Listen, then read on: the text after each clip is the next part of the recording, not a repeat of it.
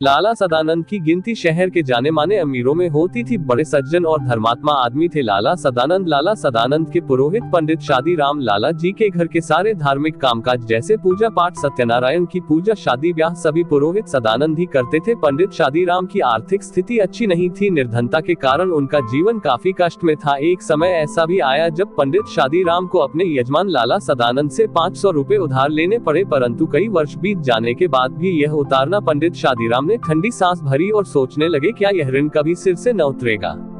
वे निर्धन थे परंतु दिल के बुरे न थे। वे चाहते थे कि चाहे जिस भी प्रकार हो अपने यजमान लाला सदानंद का रुपया अदा कर दे। उनके लिए एक एक पैसा मोहर के बराबर था। अपना पेट काट कर बचाते थे, परंतु जब 4 पैसे इकट्ठे हो जाते तो कोई ऐसा खर्च निकल आता कि सारा रुपया उड़ जाता। शादीराम के हृदय पर बर्छियां चल जाती थी। उनका हाल वही होता था जो उस डूबते हुए मनुष्य का होता है, जो हाथ पांव मारकर किनारे तक पहुंचे और किनारा टूट जाए। उस समय उसकी दशा कैसी करुणाजनक, कैसी हृदय बेधक होती है। वह प्रारब्ध को गालियां देने लगता है। यही दशा शादीराम की थी। इसी प्रकार कई वर्ष बीत गए। शादीराम ने पैसा बचा बचाकर 80 रुपए जोड़ लिए। उन्हें लाला सदानंद को 500 रुपए देने थे। इन 80 रुपए की रकम से ऋण उतारने का समय निकट प्रतीत हुआ। आशा धोखा दे रही थी। एकाएक उनका छोटा लड़का बीमार हुआ और लगातार 4 महीने बीमार रहा। पैसा पैसा करके बचाए हुए रुपए दवा दारू में उड़ गए। पंडित शादीराम ने सिर पीट लिया। अब चारों ओर फिर अंधकार था। उसमें प्रकाश की हल्की सी किरण भी दिखाई न देती थी।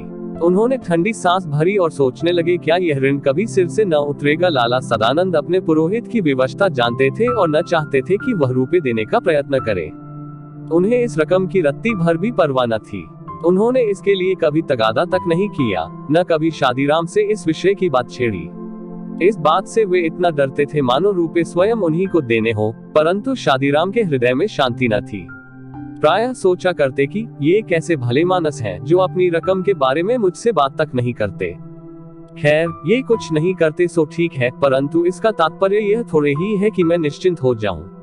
उन्हें लाला सदानंद के सामने सिर उठाने का साहस न था। उन्हें ऋण के बोझ ने नीचे झुका दिया था।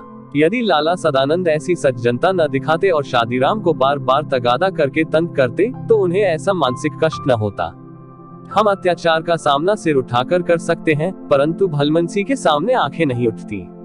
एक दिन लाला सदानंद किसी काम से पंडित शादीराम के घर गए और उनकी अलमारी में से कई सौ बांग्ला, हिंदी, अंग्रेजी आदि भाषाओं की मासिक पत्रिकाएं देखकर बोले, यह क्या। पंडित शादीराम ने पैर के अंगूठे से जमीन कुरेदते हुए उत्तर दिया, पुरानी पत्रिकाएं हैं। बड़े भाई को पढ़ने का बड़ा चाव था। वे प्रायः मंगवाते रहते थे। जब जीते थे तो किसी को हाथ न लगाने देते थे। अब इन्हें कीड़े खा रहे हैं, रद्दी में क्यों नहीं बेच देते। इनमें चित्र हैं। जब कभी बच्चे रोने लगते हैं तो एक साथ निकाल कर देता हूँ, इससे उनके आंसू थाम जाते हैं। लाला सदानंद ने आगे बढ़कर कहा, 2-4 पर्चे दिखाओ तो। पंडित शादीराम ने कुछ पर्चे दिखाए। हर एक पर्चे में कई कई सुंदर और रंगीन चित्र थे। लाला सदानंद कुछ देर तक उलट पुलट कर देखते रहे। सहसा उनके हृदय में एक विचित्र विचार उठा। चौंक कर बोले, पंडित जी कहिए, ये चित्रकला सौंदर्य के अति उत्तम नमूने हैं। अगर किसी शौकीन को पसंद आ जाए तो 1000-2000 रुपए कमा लो। पंडित शादीराम ने एक ठंडी सांस लेकर कहा, ऐसे भाग्य होते तो यूं धक्के न खाता फिरता। लाला सदानंद बोले, एक काम करो, क्या आज बैठकर इन पत्रिकाओं में जितनी अच्छी अच्छी तस्वीरें हैं सबको छांटकर अलग कर लो। बहुत अच्छा, जब यह कर चुको तो मुझे बता देना। आप क्या करेंगे? मैं इनका एल्बम बनाऊंगा और तुम्हारी ओर से विज्ञापन दे दूंगा। संभव है यह विज्ञापन किसी शौकीन हाथ पड़ जाए और तुम 4 पैसे कमा लो। पंडित शादीराम को यह आशा न थी कि कोयलों में हीरा मिल जाएगा। घोर निराशा ने आशा के द्वार चारों ओर से बंद कर दिए थे। वे उन हतभाग्य मनुष्यों में से थे जो संसार में असफल और केवल असफल रहने के लिए उत्पन्न होते हैं।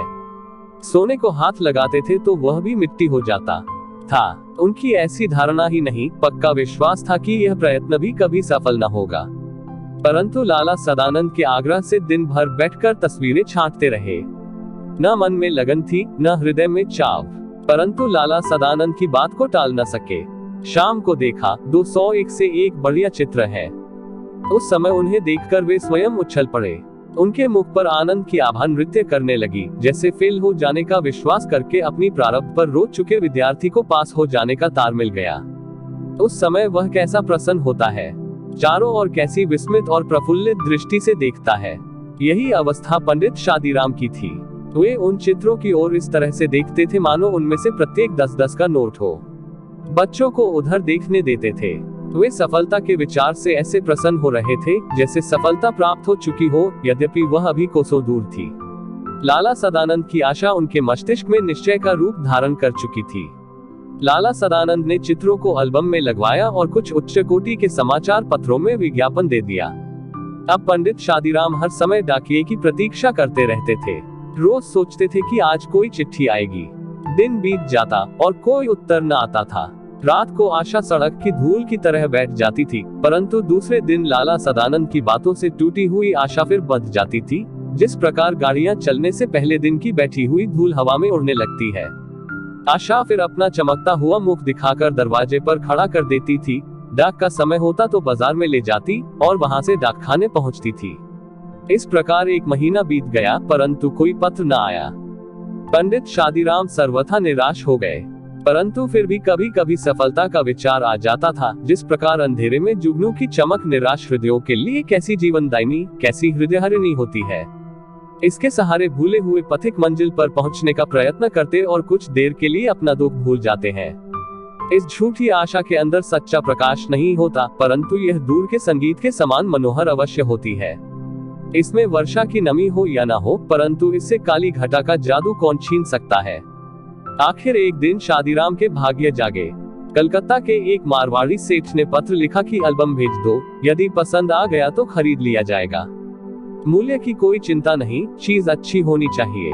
यह पत्र उस करवट के समान था जो सोया हुआ मनुष्य जागने से पहले बदलता है और उसके पश्चात उठकर बिस्तरे पर बैठ जाता है।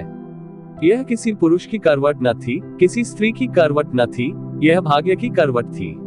पंडित शादीराम दौड़ते हुए लाल सदानंद के पास पहुंचे और उन्हें पत्र दिखाकर बोले, भेज दूं। लाल सदानंद ने पत्र को अच्छी तरह देखा और उत्तर दिया, रजिस्टर्ड कराकर भेज दो। शौकीन आदमी है, खरीद लेगा। और मूल्य लिख दो, 1000 रुपए से कम पर सौदा न होगा। कुछ दिन बाद उन्हें उत्तर में एक बीमा मिला।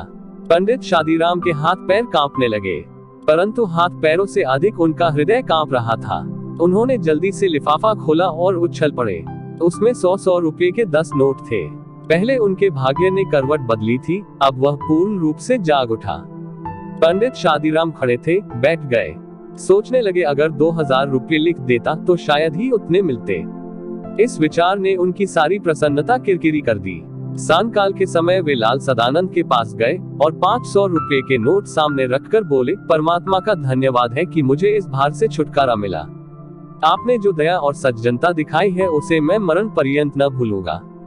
लाला सदानंद ने विस्मित होकर पूछा, पंडित जी, क्या सेठ ने एल्बम खरीद लिया? जी हाँ। नहीं तो मुझ निर्धन ब्राह्मण के पास क्या था जो आपका ऋण चुका देता। परमात्मा ने मेरी सुन ली। मैं पहले भी कहना चाहता था, परंतु कहते हुए हिचकिचाता था कि आपके हृदय को ठेस न पहुंचे। पर अब मुझे यह भय नहीं है, क्योंकि रुपए आपके हाथ में है। मेरा विचार है कि आप ये रुपए अपने ही पास रखें। मैं आपका यजमान हूँ, मेरा धर्म है कि मैं आपकी सेवा करूँ। पंडित जी की आंखों में आंसू आ गए। दुपट्टे से पोंछते हुए बोले, आप जैसे सज्जन संसार में बहुत थोड़े हैं। परमात्मा आपको चिरंजीवी रखे। अब तो मैं ये रुपए न लूंगा। इतने वर्ष आपने मांगे तक नहीं, यह उपकार कोई थोड़ा नहीं है। मुझे इससे उऋण होने दीजिए। ये 500 रुपए देकर मैं हृदय की शांति खरीद लूंगा। निर्धन ब्राह्मण की यह उदारता और सच्चरित्रता देखकर सदानंद का मन मयूर नाचने लगा। उन्होंने नोट ले लिए। मनुष्य रुपए देकर भी ऐसा प्रसन्न हो सकता है, इसका अनुभव उन्हें पहली ही बार हुआ। पंडित जी के चले जाने के बाद उन्होंने अपनी आंखें बंद कर ली और किसी विचार में मग्न हो गए। इस समय उनके मुखमंडल पर एक विशेष आत्मिक तेज था। 6 मास बीत गए। लाला सदानंद बीमार थे। ऐसे बीमार वह सारी आयु में न हुए थे। पंडित शादीराम उनके लिए दिन रात माला ही फेरा करते थे। वे वैद्य न थे, डॉक्टर न थे, वे ब्राह्मण थे। उनकी औषधि माला फेरना थी और यह काम वे आत्मा की पूरी शक्ति, अपने मन की पूरी श्रद्धा से करते थे। उन्हें औषधि की अपेक्षा आशीर्वाद और प्रार्थना पर अधिक भरोसा था। एक दिन लाला सदानंद चारपाई पर लेटे थे। उनके पास उनकी बूढ़ी माँ उनके दुर्बल और पीले मुख को देख देख कर अपनी आंखों के आंसू अंदर पी रही थी। थोड़ी दूर पर एक कोने में उनकी नवोढ़ा स्त्री घूंघट निकाले खड़ी थी और देख रही थी कोई काम ऐसा तो नहीं जो रह गया हो। पास पड़ी हुई चौकी पर बैठकर पंडित शादीराम रोगी को भगवद गीता सुना रहे थे। एकाएक लाला सदानंद बेसुध हो गए। पंडित जी ने गीता छोड़ दी और उठकर उनके सिरहाने बैठ गए। स्त्री गर्म दूध लेने के लिए बाहर दौड़ी और माँ अपने बेटे को घबराकर आवाज देने लगी। इस समय पंडित जी को रोगी के सिरहाने के नीचे कोई कड़ी सी चीज चुभती हुई जान पड़ी। उन्होंने नीचे हाथ डालकर देखा तो उनके आश्चर्य की सीमा न रही। वह सख्त चीज वही एल्बम थी जिसे किसी सेठ ने नहीं बल्कि स्वयं लाला सदानंद ने खरीद लिया था। पंडित शादीराम इस विचार से बहुत प्रसन्न थे क्योंकि उन्होंने सदानंद का ऋण उतार दिया है। परंतु यह जानकर उनके हृदय पर चोट सी लगी कि ऋण उतारा नहीं बल्कि पहले से दूना हो गया है। उन्होंने अपने बेसुध यजमान के पास बैठे बैठे एक सांस भरी और सोचने लगे, क्या यह ऋण कभी न उतरेगा। कुछ देर बाद लाला सदानंद को होश आया। उन्होंने पंडित जी से एल्बम छीन लिया और कहा, यह एल्बम सेठ साहब से अब मैंने मंगवा लिया है। पंडित जी जानते थे कि यजमान जी झूठ बोल रहे हैं, परंतु वे उन्हें पहले की अपेक्षा अधिक सज्जन, अधिक उपकारी और अधिक ऊंचा समझने लगे थे।